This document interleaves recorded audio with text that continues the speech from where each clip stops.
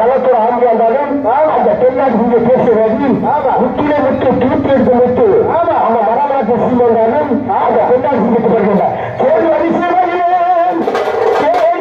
எடுத்தவங்க